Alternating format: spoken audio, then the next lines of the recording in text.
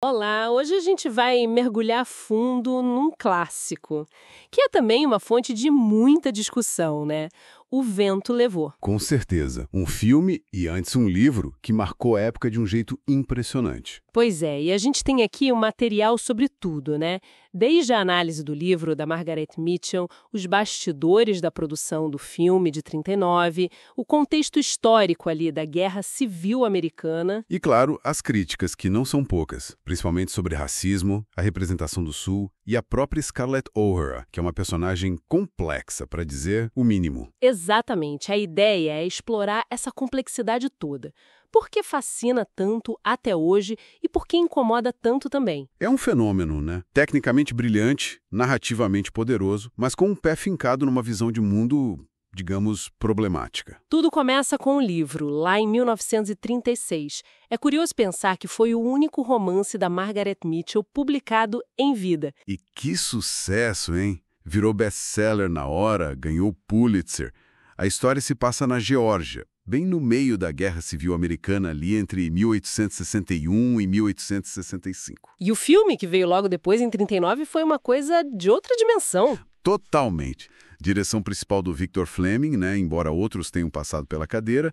E a bilheteria, bom, até hoje é a maior da história se a gente ajustar pela inflação. Impressionante. E os prêmios também, né? Foram 8 Oscars competitivos. Melhor filme, diretor, atriz para Vivian Leigh. E um muito importante, atriz coadjuvante para Hattie McDaniel, a primeira pessoa negra a ganhar um Oscar da Academia. Um marco. Além de mais 2 prêmios honorários. Mas a produção foi uma saga, né? Quase 4 horas de filme, um orçamento gigante para a época, coisa de 4, 5 milhões de dólares. E a novela, para achar Scarlett O'Hara, testaram tipo 1.400 atrizes. Nossa! E ainda teve troca de diretor, roteiro reescrito várias vezes. Uma loucura. E tudo isso girando em torno da Scarlett, né? A Vivian Leigh incorporou ela de um jeito... Uau! É uma personagem que divide opiniões até hoje. É verdade.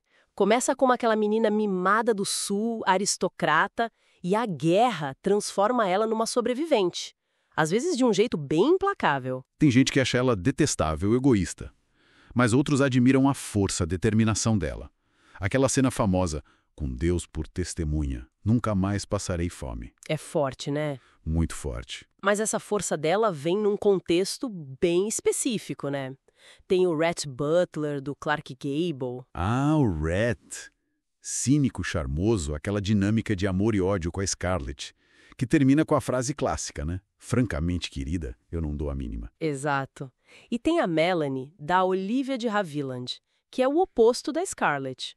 Doce, leal, mais forte do jeito dela. Sim, e essas personagens todas vivem numa representação muito específica do Velho Sul. O filme tem um tom nostálgico, né? Acaba pintando um quadro meio idealizado da vida nas fazendas, da relação entre os senhores e os escravizados. É uma visão bem da elite branca sulista, né? Com certeza.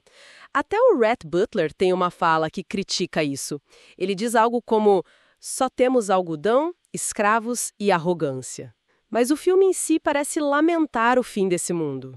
E aí a gente chega no ponto mais sensível. A questão racial. As críticas são pesadas, né? Muito pesadas.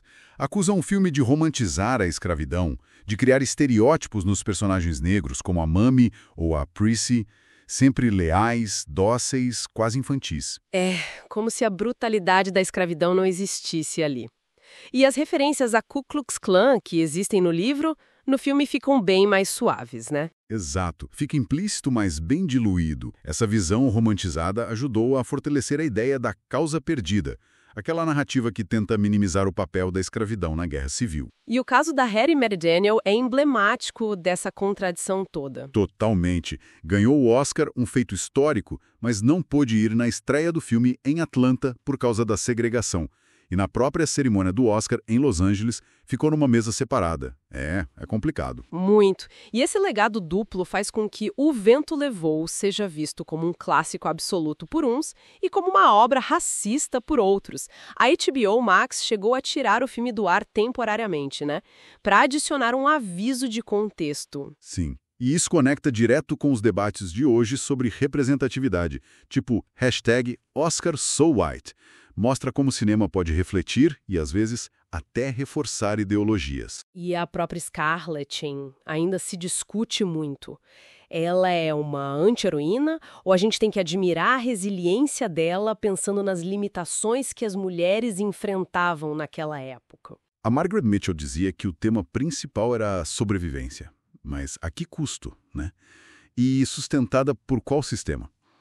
Se a gente compara ela com outras heroínas, tipo a Jo March, de Mulherzinhas, fica mais claro o tipo de transgressão dela e os limites também.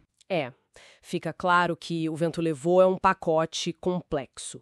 O marco do cinema, tecnicamente incrível, com personagens icônicos, Mas que carrega uma visão histórica muito questionável e representações raciais que hoje são difíceis de engolir para muita gente. totalmente.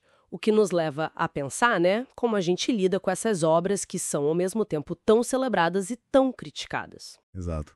Qual o valor de revisitar esses clássicos hoje com um olhar mais crítico? Como isso ajuda a gente a entender o passado e a pensar nas discussões atuais sobre memória, sobre representação, sobre justiça? É um desafio, mas é importante manter esse diálogo aberto. Apoie o canal, curta o vídeo e siga-nos.